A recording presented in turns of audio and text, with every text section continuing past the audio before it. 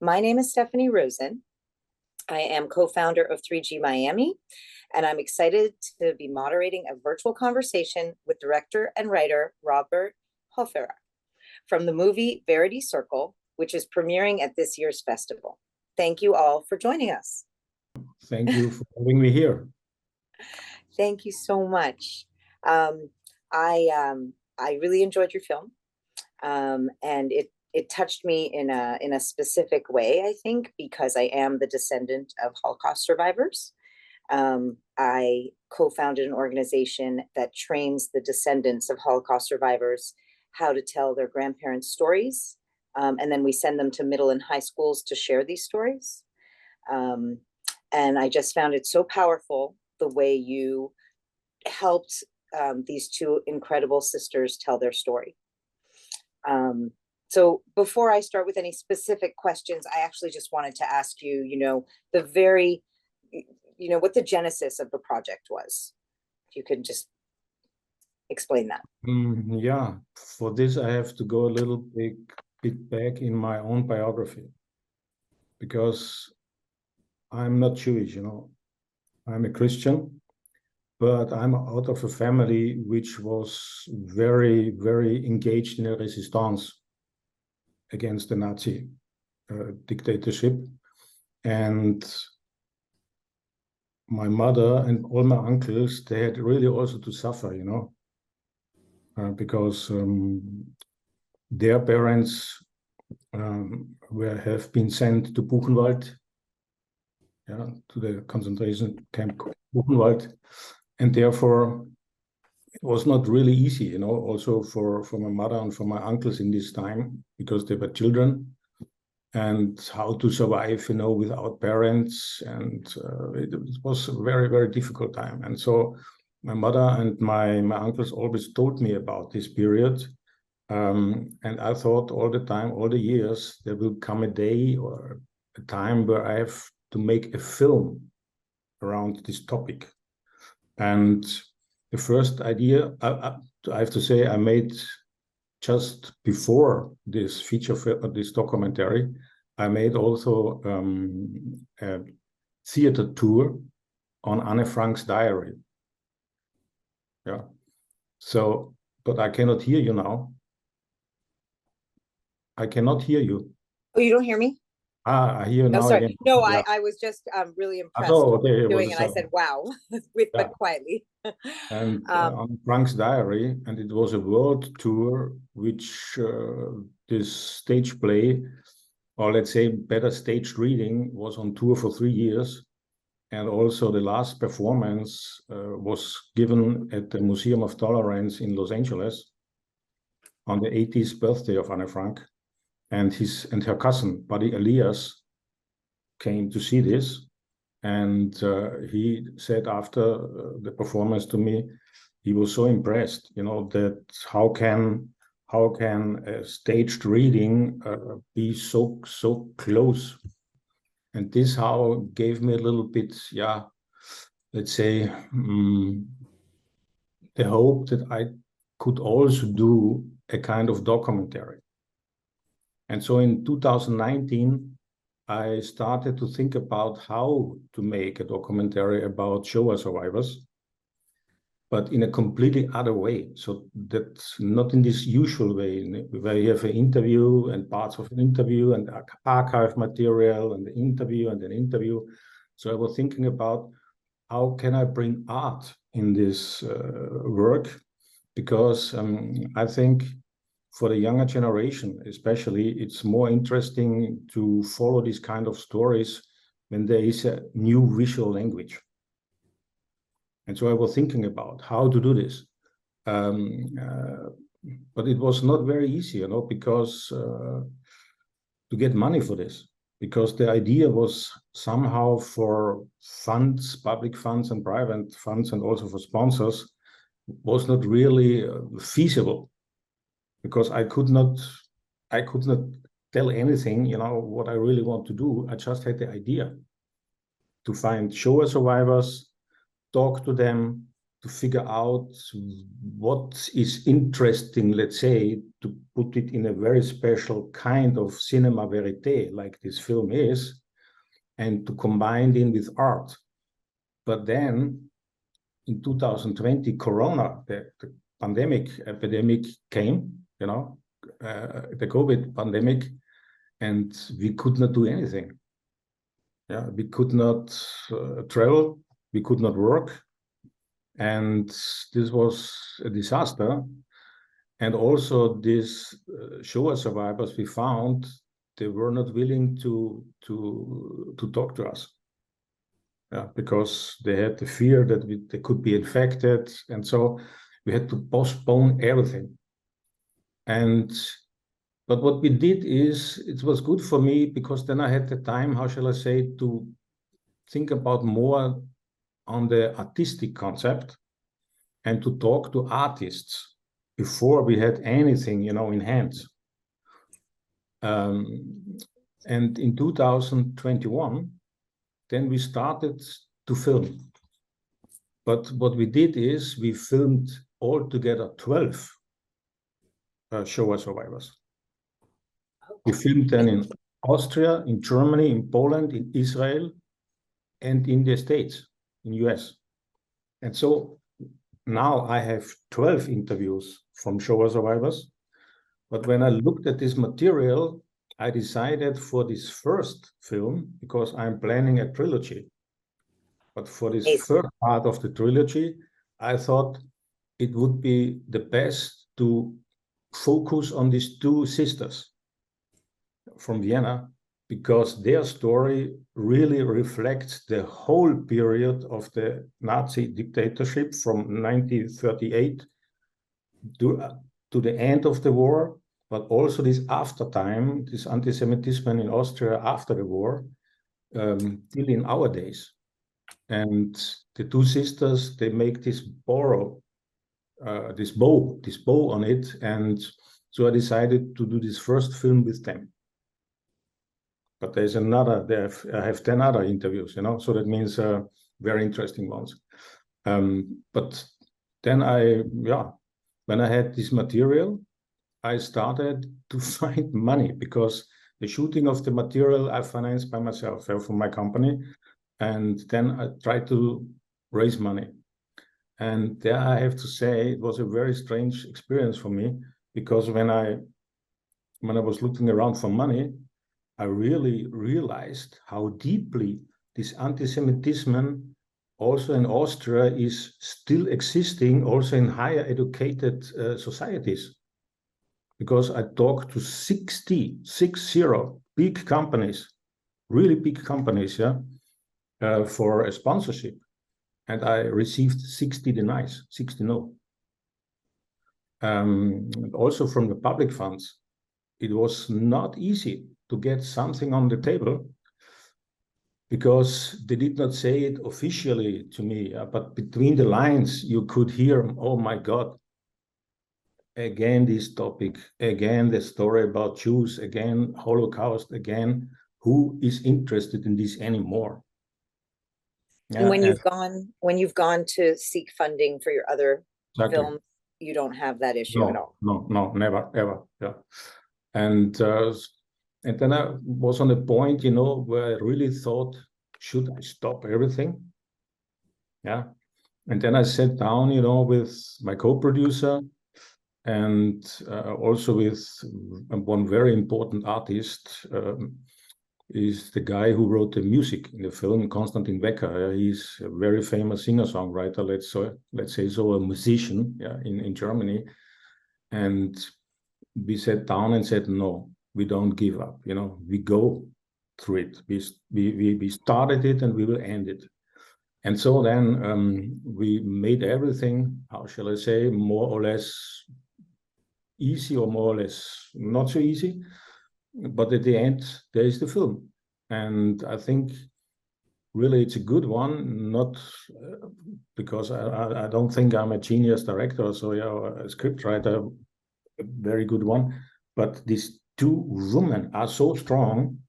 And what the artist did for the film really came out of their own creativity. I did not give them any target.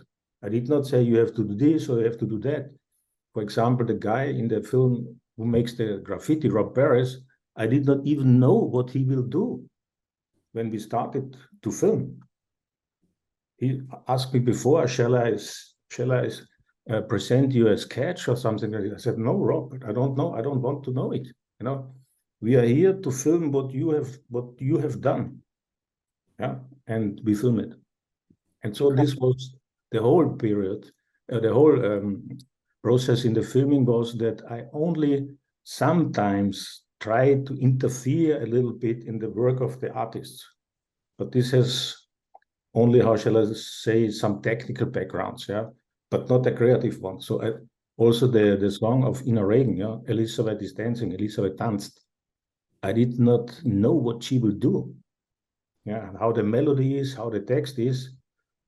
I just said, Ina, please do something for Elizabeth's story, because Elizabeth told us during the interview that she was 6 years in this time when she came to Theresienstadt, and these SS creatures, you know, always every day told her, this is your last day.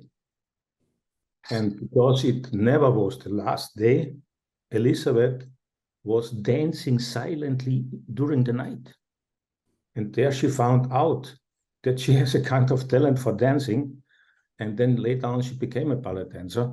And so I asked Ina Reagan, I said, Ina, could you imagine to do something, to do a song about this part of the story of Elizabeth, that she was always dancing?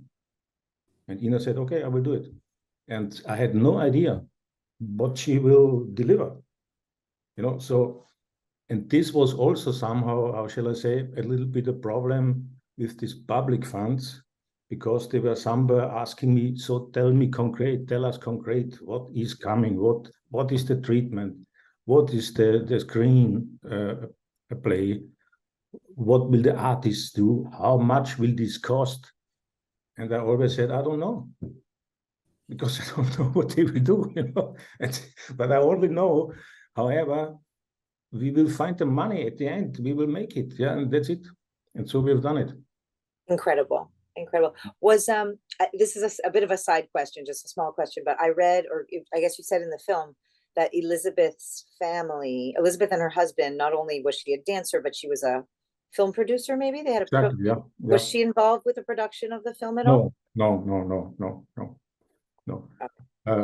No, the both the ladies also, they really, no, they only we made the interviews with them. And then I also decided, how shall I say, not to bring them too close, you know, to the production, because sometimes, how shall I say, it's better to have a little bit of distance. Yeah, I understand. Because but I was wondering, I guess, as soon as I heard that part. Yeah, to all the ladies, and they're also not so in the best condition, you know, and so on. But now they are very happy, you know, about what happened with the film, and they are very excited because now the media is here going on everything, and suddenly people who always said before, okay, Robert, why haven't you done a comedy or something else, you know? Then they're now saying, okay, my God, what a great film. Yeah. I'm so glad. There were, I mean, I have so many different things to ask you about, but now that we're talking specifically about the sisters, I'm curious, you know, there's a lot of things that I learned from your film, and it's interesting for me because I know a lot about the Holocaust. Mhm. A few things that were new to me, when they came back to Vienna and they learned about how hard the war had been on everybody else. Yeah. You know, I've heard about people coming home and not not being welcome, you know, being slammed, their doors and their homes being slammed in their faces is not your house anymore, you know. I mean, that they had to live with an Aryan. I had never heard a story like that. The fact that Elizabeth is not Jewish, that she raised her family, and that she married a non-Jewish person. And Helga, I can't remember, did she married, she and her husband are doctors. I don't know if you addressed her religion today. No, they are both. It's a little bit strange to say this, that they are half Jewish, yeah, but this is somehow a little strange, because this is a kind of this Nazi kind of wording, half, quarter, whatever. They feel themselves as Jewish, even if their mother was a Christian, but they feel completely Jewish. And I can really understand also what they were telling about when they came back, from Theresienstadt to Austria, let's say Austria, because it's a little bit similar to the story, for example, of my mother.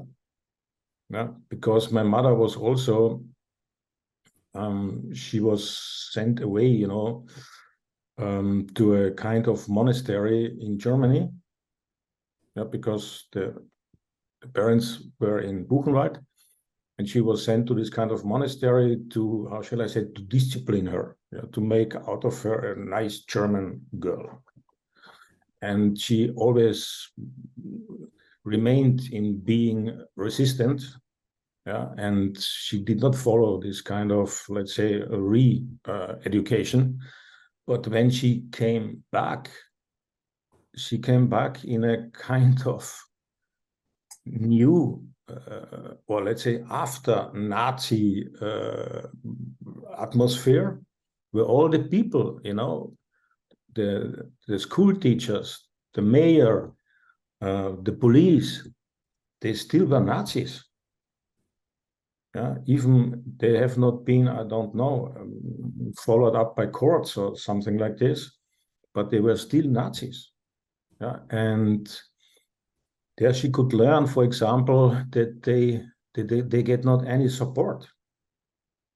Yeah, my mother had to go 3 years long to school barefeet because she had no shoes.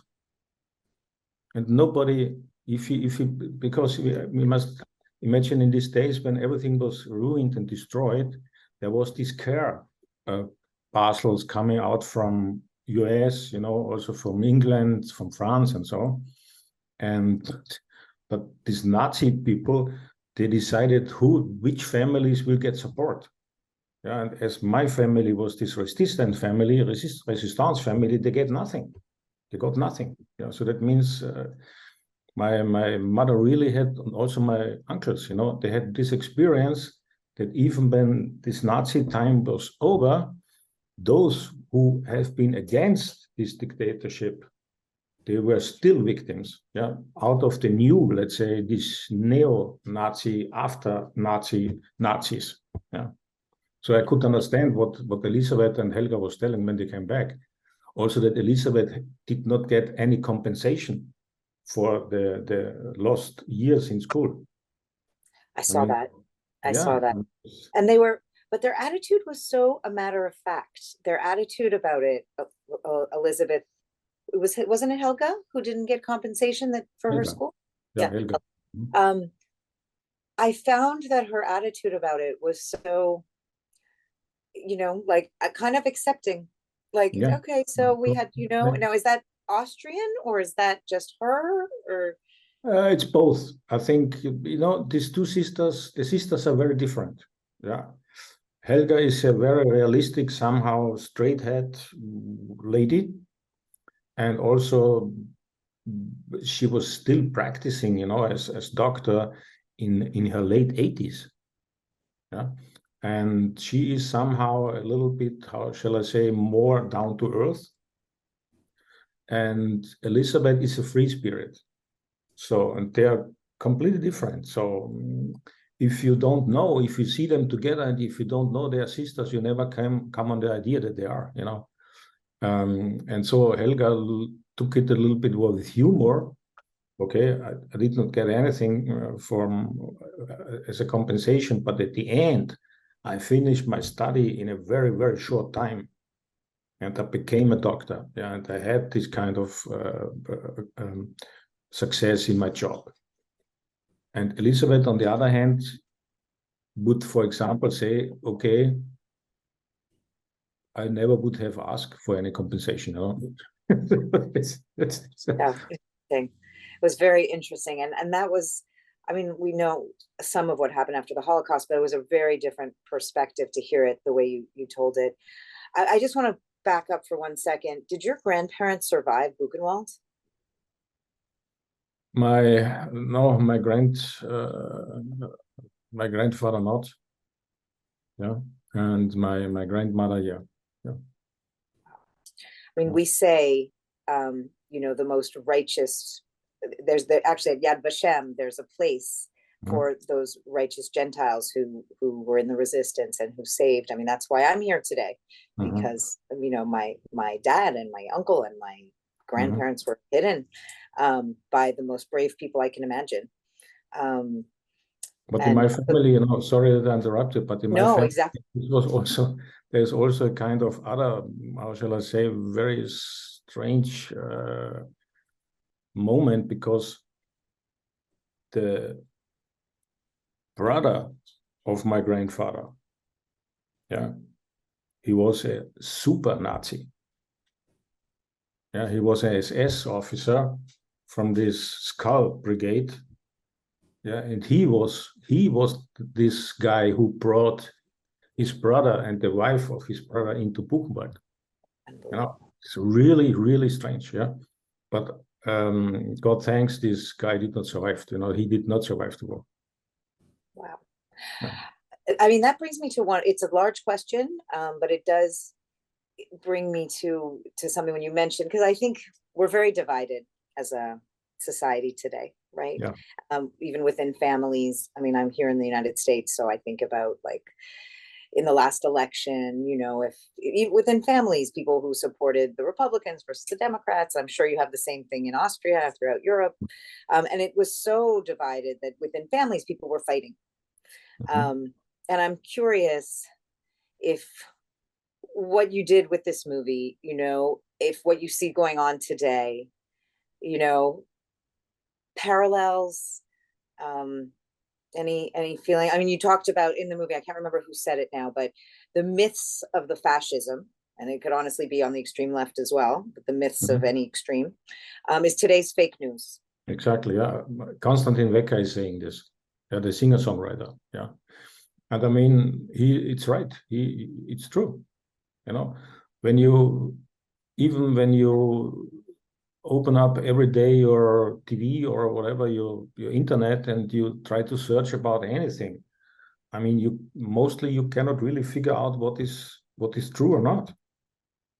Yeah, and also, I mean, I'm another generation, so that means I studied theater science. Yeah, and when I was studying, we had no computers, we had no handies, we had no internet, nothing. Yeah. But this was when I look back, this was very good, because in those days you really had to go into a theme. Yeah, you really had to research. You really had to wait for a book in a library, probably for 2 months till you got it. Yeah? Today you have everything with one mouse click by internet, but most of the time it's somehow, shall I say, it's half wisdom. Yeah, and so we are living in a society where many young people are not really educated. They have a half education, and they think it's enough if I can Google, I don't know, a word, or what was, I don't know, who was Napoleon Bonaparte. I can Google it. I listen, I read it in 1 minute. Then I think I know everything.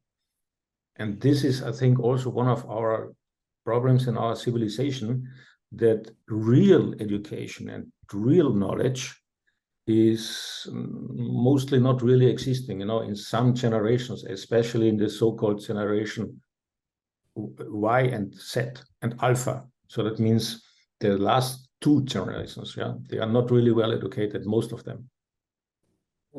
It's very true. Well, if you go out here in Vienna, I'm not joking. If you go out here in Vienna, you go in the first district in the pedestrian zone, in the absolutely center, and there are young people, and you ask them, "Do you know what a Showa is?" You can be sure 90% will think it's the name of a new perfume. Oh,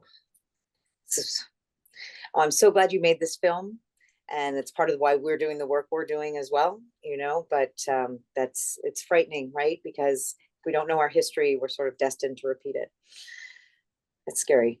You mentioned in the movie, and I know that this is like a common thing that I hear from a lot of different stories, that the sister said, our dad didn't realize what was going on till it was too late. Mhm. Until they came and took him. Um, is that could that be today? Could that be now? Do you think? I mean, I feel, it scares me a lot. I'm a little too close to it. I follow everything really closely. But what do you think about that? Yeah, I think it can happen again, especially exactly in this way. Yeah, because if you look around in Europe, in the European Union, I mean, nearly every country is going step by step very far on the right wing side. Especially, for example, our neighbor, Hungary, with this Viktor Orban. If you listen to this guy, I mean, what he's saying, then you sometimes think, okay, he's not very far away, from Mr. Goebbels. Yeah, and also in Austria, we have a huge fear. Next year are the elections, and if the so-called Freedom Party, I mean, the word, their name has nothing to do with freedom. Yeah, but if the so-called Freedom Party will win, with this guy Kickel, is the boss of this political party. If they win, and it looks like that they will win, then Austria will be on the very, very right wing. And there it could happen, not in this kind of, let's say, historical example which we have. But it can be, for example, that you will not get a loan from a bank, if you are not on the right side of this party, yeah, or you will not get a flat, yeah, if you are not a member of this party. It could be. And a lot Yeah, of people have the fear that this could be possible, it's frightening. And it's interesting. It's the extremes, because right here, here in the US at the moment, people are concerned about the extreme left. But the extremes in either direction are just not good. So Mhm. I thank you for highlighting that for, those who are listening. I want to come back to the film, lighten the tone a little bit. Mhm. Just to ask you some specific questions about the movie. I find you're very humble, about how you let the artist and the musician do it, but you wove it together so beautifully. And I want to ask you how you did that. Why you decided to use animation where you did, and bring it. How did you put that together? How did you weave that story? When I saw let's say the material from the two interviews, I also did the interviews, by the way, yeah. But when with the two ladies, yeah.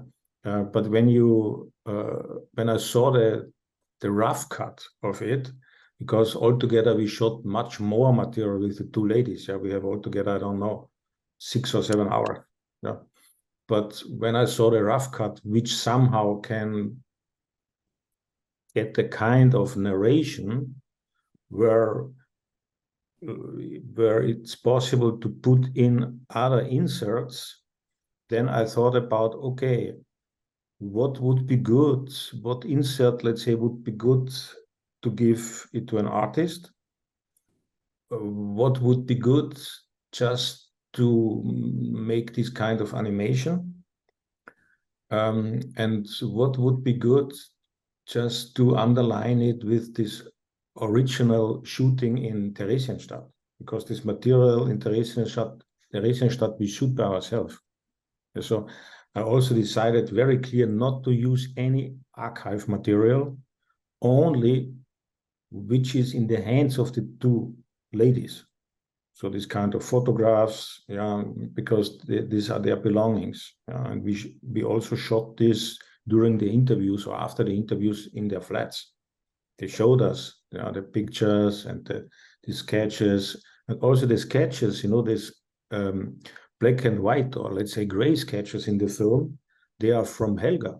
Helga did this when she was a child. Yeah, she did not. She has not done it in the Theresienstadt camp, but later on, after she made all this in a kind of picture diary. And in original, I have to say, this is in color. Yeah, but the editor of the film, Eva, convinced me to make this in black and white. Yeah, so that there is somehow a little bit more the clear hint. This is very, very far away. From very far away. And for the animations, I thought it would be good to take parts of the film, which, if they are told somehow to make this really short, what I have to say, but it's very clear. Sometimes it took too long time, to listen to, for example, it was Elizabeth, to listen to Elizabeth when she was telling about what happened to her father, after Buchenwald. It took 10 minutes, So I decided, okay, let's make it short in a 1 minute animation. So this was a kind of more or less technical solution. But that I said, okay, maybe it's too boring, sorry for this word. If you listen 10 minutes long, the story of the father after Buchenwald, maybe let's make it better in a 1 minute clip, animation clip, and everybody understands it. And also what at the end comes out, Auschwitz comes out. But also for the animations, these people which are doing it, or have done it, I never gave them any restrictions. I just said, present me something. And when I saw it in the first moment, I said, okay, it's fine. It's good. Came together really, really well. And it's interesting you say it was, technical, but I don't know. It was fantastic. I found for a difficult subject matter, that somehow the film was soothing. The way, maybe it was the music, the dancing, it was really a special, different kind of film about such a difficult topic. Yeah. Coming back to the girl's dad, and how you did that, you did manage to include some of the interview, and what she said. And I think I wrote down here that it's hard to believe what we humans are capable of, capable of these kinds of atrocities and capable of surviving them and just going back to his work, I heard the same thing about my completely broken character. Both said he was a completely broken man. And for the family, it was somehow not easy to see when Elizabeth say it. So in the morning, he's dressing well, shaving, and binding his tie and going to work and doing this police doctor job. But when he came back, he broke completely together. Yeah, and also he took drugs. Yeah, he was drinking, taking drugs, just to somehow get away from this kind of memories. And he was shouting all the night. Every night he was shouting, his number, his tattooed number, and also this appel, where the people had to line up exactly, yeah. But the girls also took this somehow with a kind of humor, because in those days they just said, okay, Papa is crying again. We have to wake him up. Yeah. It was yeah. Sorry. Yeah, and I think he was a very broken man, and we tried somehow to, maybe it's not so it's not seeable on the first view, but when you look very close on the film, then you can see the two actors with the masks are somehow a kind of, let's say, it's a kind of the picture of the father. Yeah, in a very, how shall I say, in a very fine thought way. Yeah. So you can also, in the two actors, you can see the mother and the father, because they are not in the film, only by pictures, and somehow, let's say, also the father in this kind of animation, but as characters, they are not really in the film. And so I decided to take this couple, this actors couple. By the way, they are very great actors. Yeah? They're both on the State Theater in Basel, in Switzerland, and very great actors. And so they are symbolizing, let's say, the father and the mother. That's beautiful. No, That's it's not seen beautiful. from the first view, because it's somehow subtle, yeah. But when you look the film again, then you will see that Matthias, that's the name of the actor, when he's doing also, for example, this performance at the end of the film with the mask, also playing with the mask, that means somehow that the father has had two faces, yeah.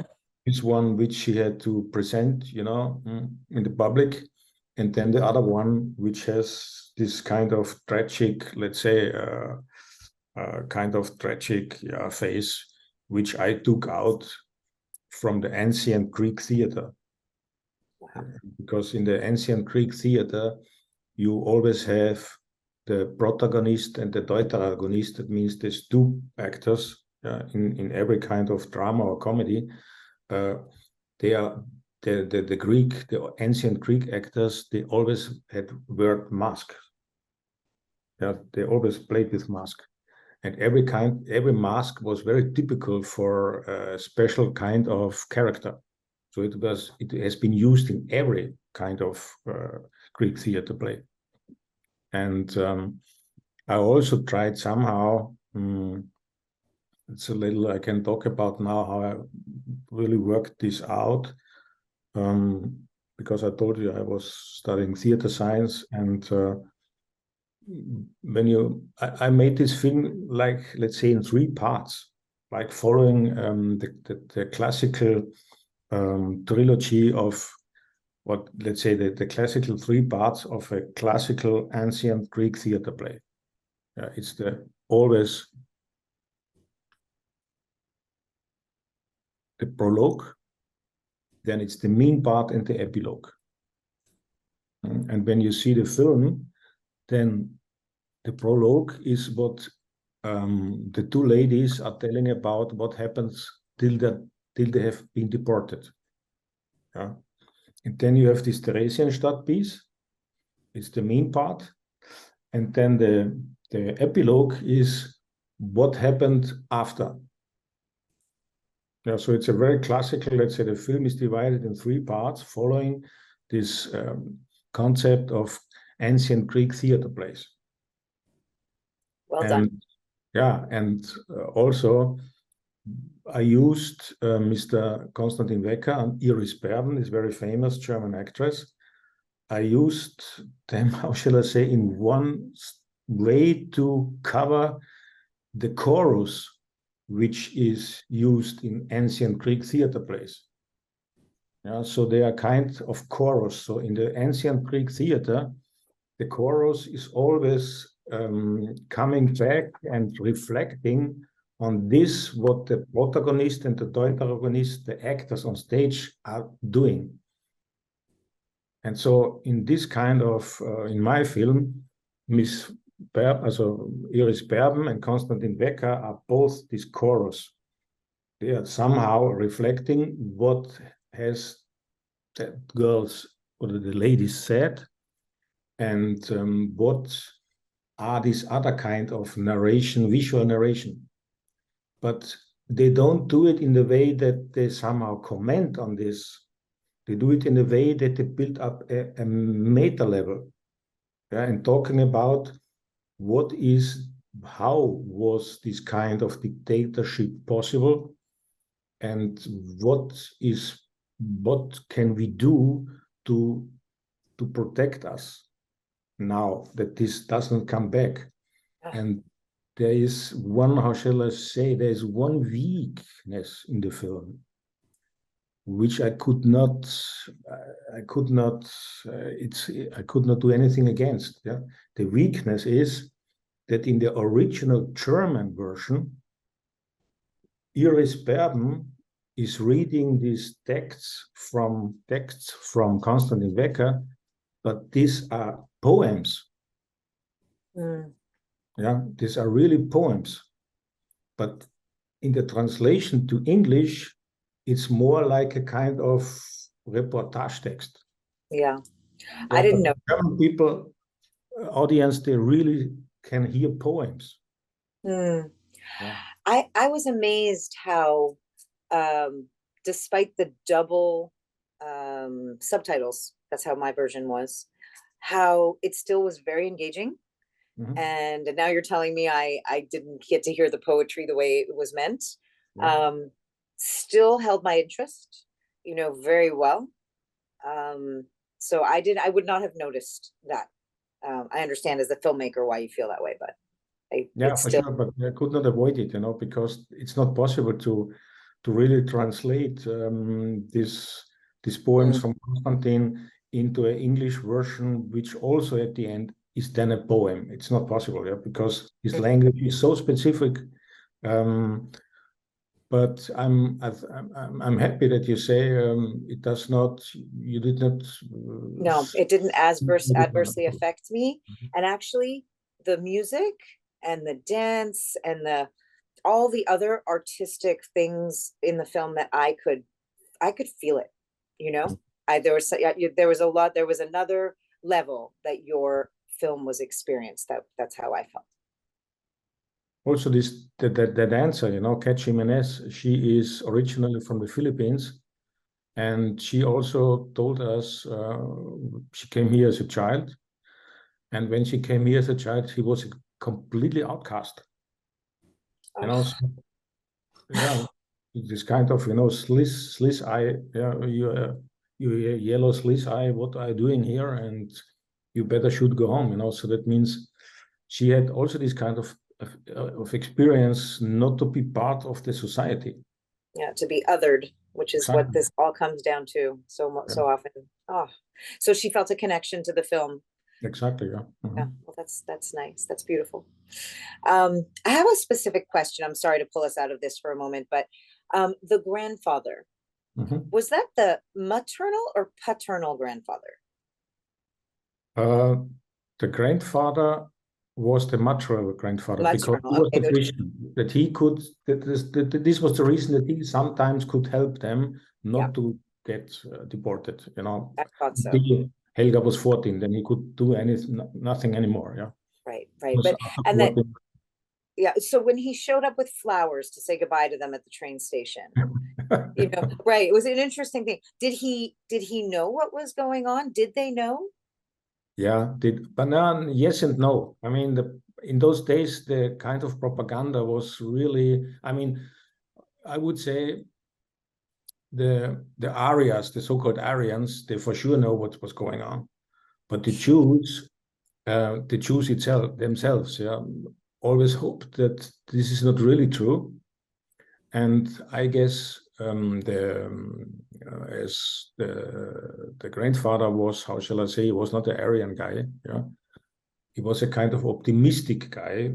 Yeah, thought probably it will not be so bad as some people say. Yeah, and as he was of this kind of old style, the old Austrian monarchy, he comes out of the old Austrian monarchy. He thought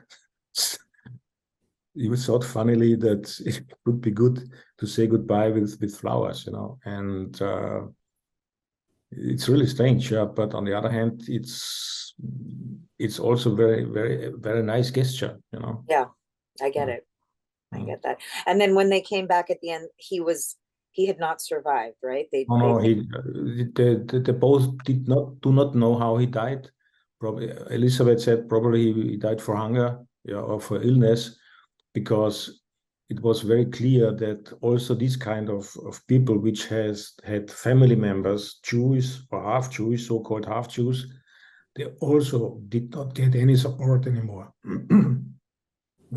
He could not work. He could not get these food bills, or they say these marks for food.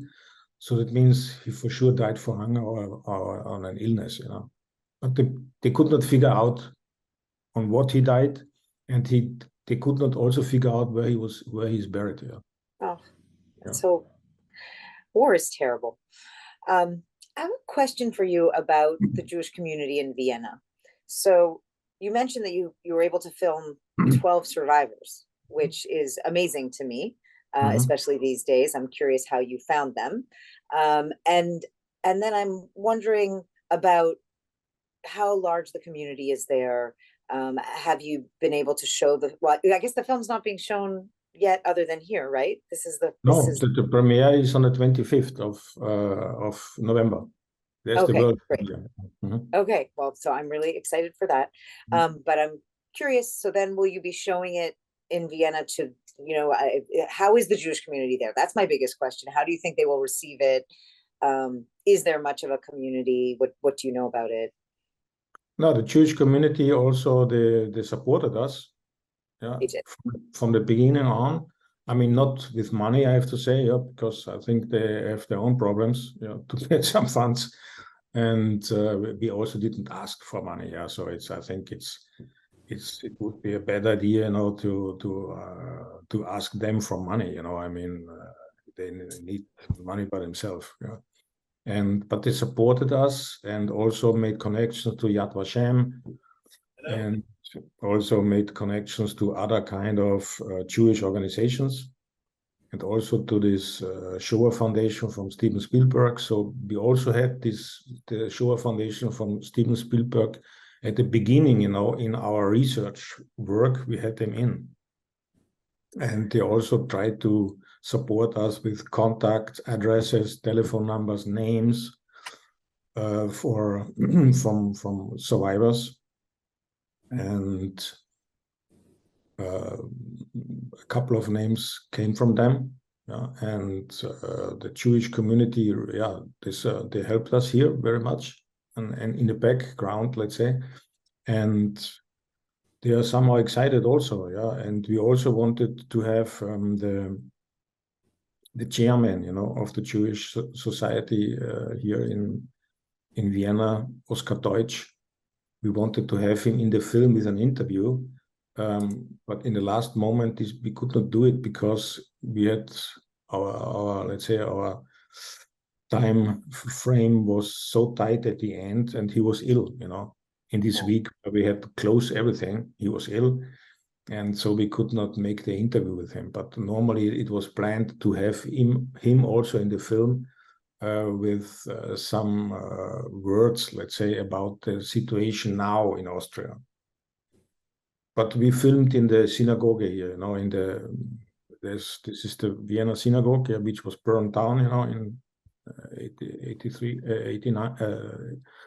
38. But now they are very good, and the community in Austria is not so big. How big? Do you know? Do you know how? Yeah, so around, let's say, 5 to 10,000. Yeah, so spread over Austria. And in Vienna, they are around 5,000.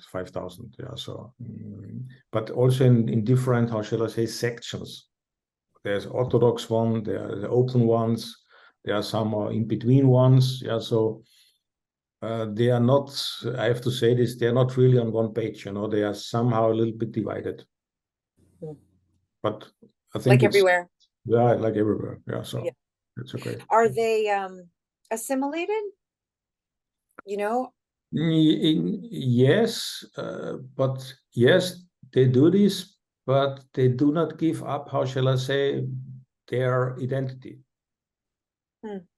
Yeah, they don't give up their identity. Absolutely not. Yeah, And I had, for example, a very, very funny experience. It was really funny because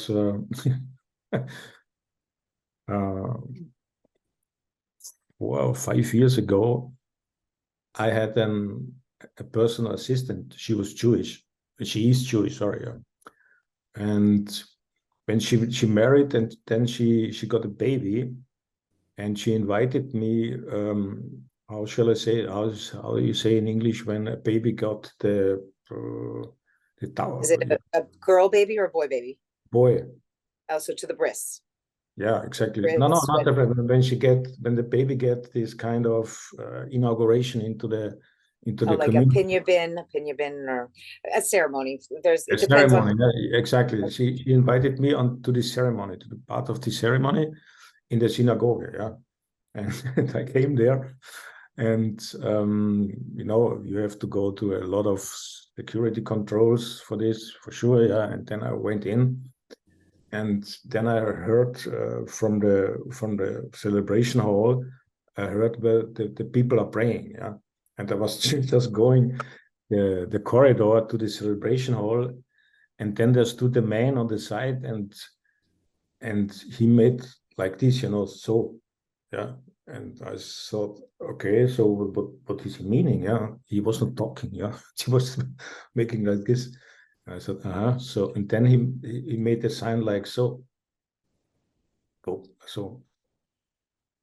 back, go back. He did not say anything, but the meaning was go back, yeah. And I thought, uh, they don't want to let me in, or what is this now, yeah. And I thought, and then he made the next sign. He made so.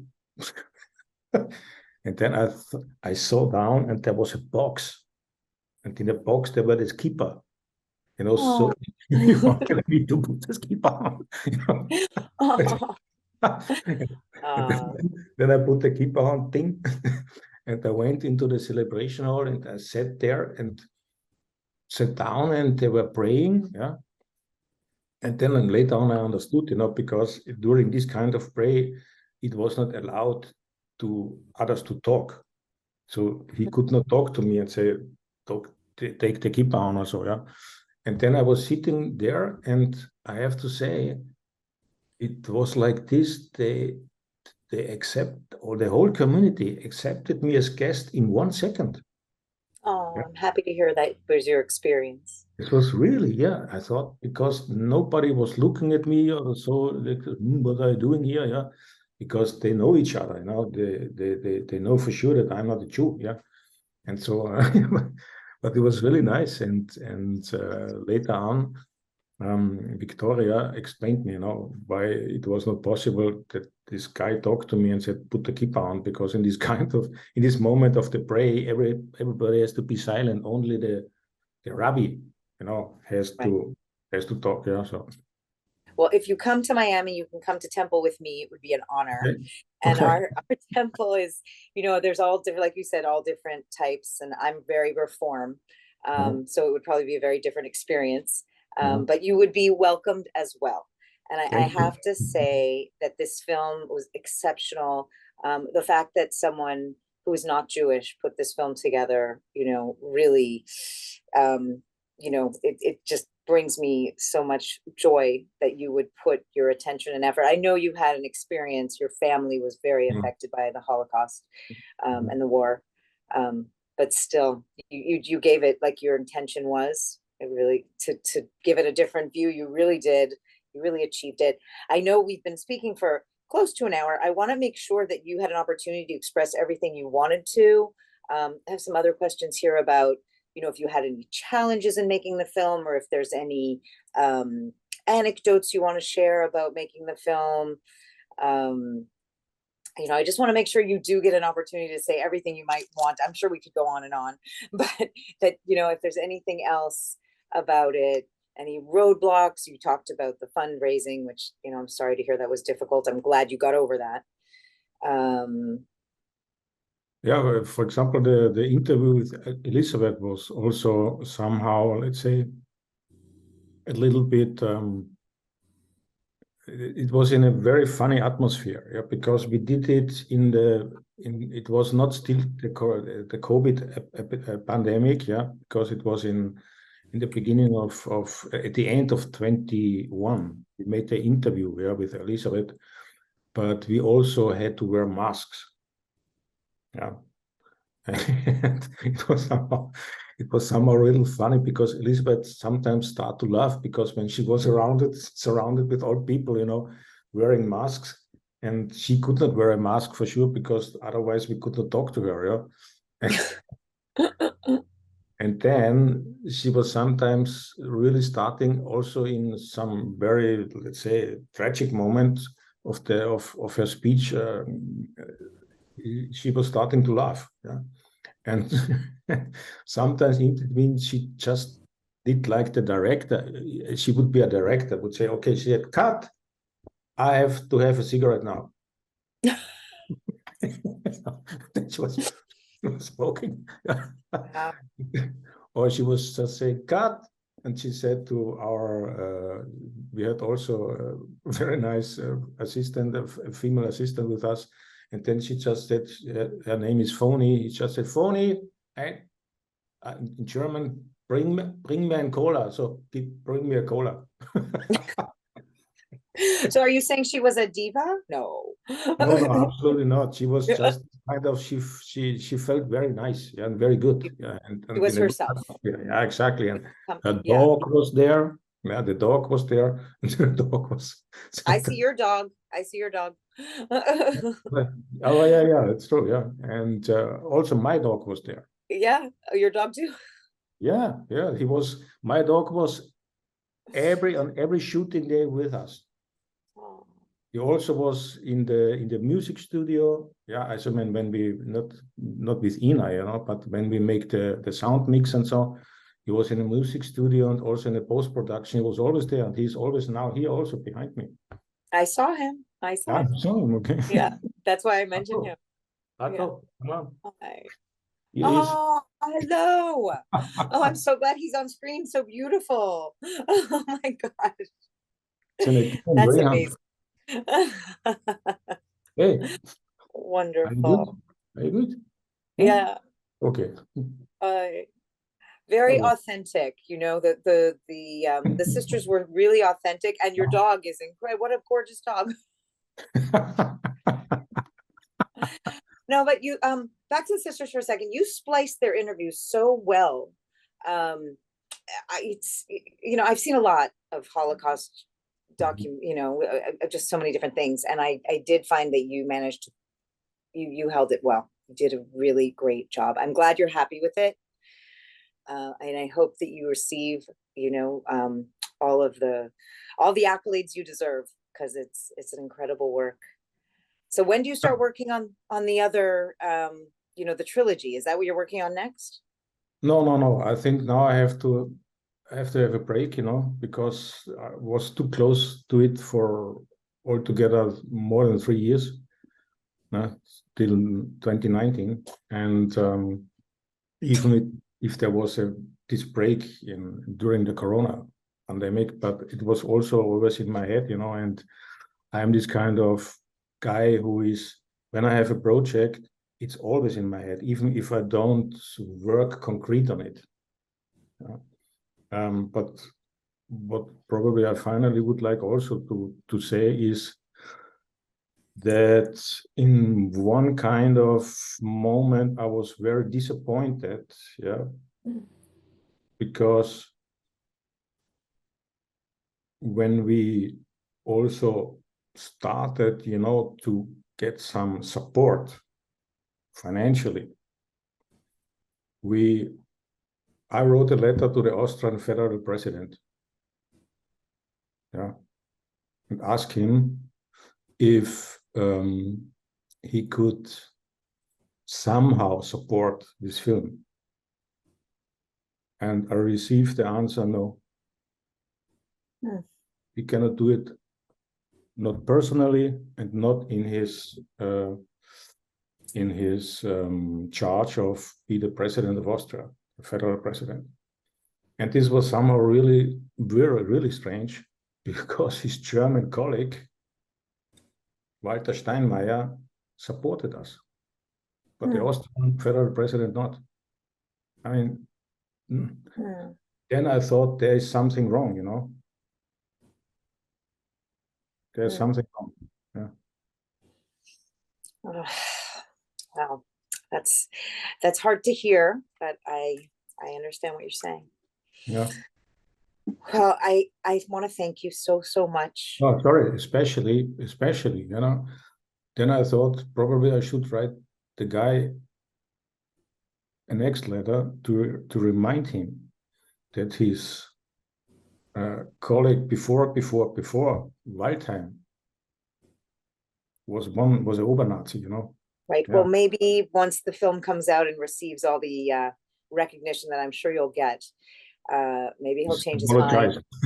Yeah, and maybe in the trilogy, maybe as the trilogy comes. Yeah. Okay. Yeah.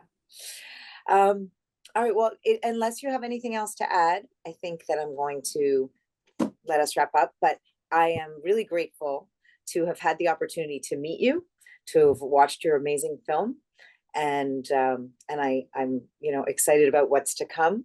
So thank you to director and writer Robert Hofferer for the movie Verity Circle. Once again, thank you to all our members, sponsors, community partners, volunteers, and all of you film lovers for participating in the Miami Jewish Film Festival.